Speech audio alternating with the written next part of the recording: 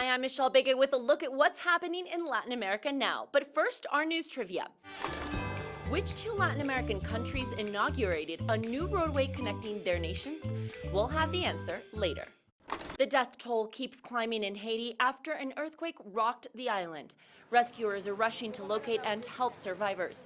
After the first 48 hours, almost 1,300 people are known to have died in the 7.2 magnitude quake.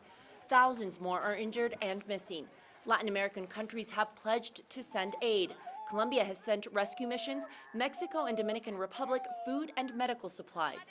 Messages of solidarity are coming in. Citizens say this tragedy has revived traumas from the earthquake 11 years ago that killed more than 300,000 people. And Mexico marks the fall of the Aztec Empire 500 years ago. Thousands attended a ceremony in Mexico City's main square, El Zócalo, which was once the heart of the empire. History books say this capital city, then known as Tenochtitlan, fell after a 2-month siege by the Spaniards. Historians are taking another look at the events that took place leading up to the fall. For decades, the narrative of the Spanish conquest came from Spain. One archaeologist says it's possible they could be aggrandizing their own story. After a year of studying virtually due to the COVID-19 pandemic, children in Sao Paulo are returning to school. The schools are allowed to offer a 100% return to classes if the facilities allow for a 1-meter distance between children. The Ministry of Education has pushed for a prompt reopening of schools.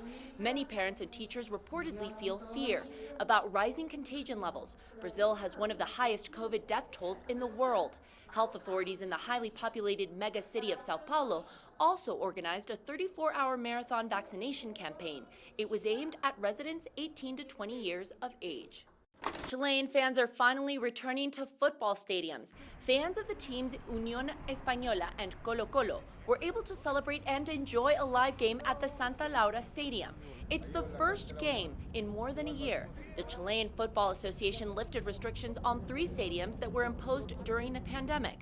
They will begin to admit spectators in the coming weeks. Now let's check in with my colleague Joel Richards, who will tell us about the mounting criticism against the president of Argentina. A simple photo of an intimate birthday celebration has sparked a political scandal in Argentina. In the photo, we have President Alberto Fernandez, his wife Fabiola Chañez, whose birthday they were celebrating, and a handful of friends, all stood around a table. The issue is the timing. The photo is from July 2020, when Argentina was in one of the strictest phases of lockdown. It was a time when social gatherings were completely banned. President Fernandez has accepted it was wrong and said it will not happen again. But a question remains over the extent of the damage to his presidency.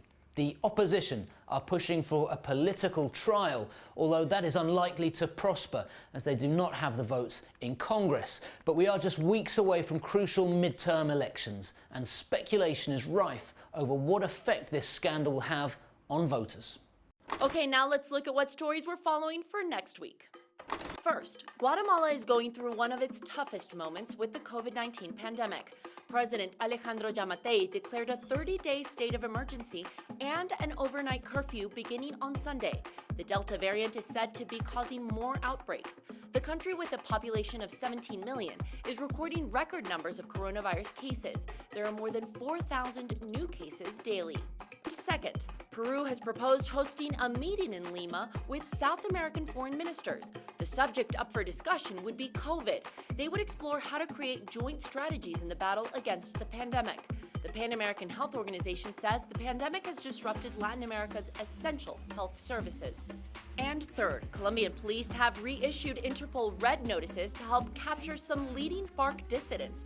FARC peace negotiator Ivan Marquez is among the wanted individuals, along with 3 more leaders.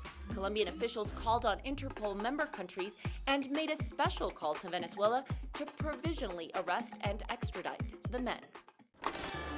And now the answer to the news trivia. It was C. President of Colombia Iván Duque and President of Ecuador Guillermo Lasso were present at the ceremony to inaugurate the corridor connecting the 2 nations.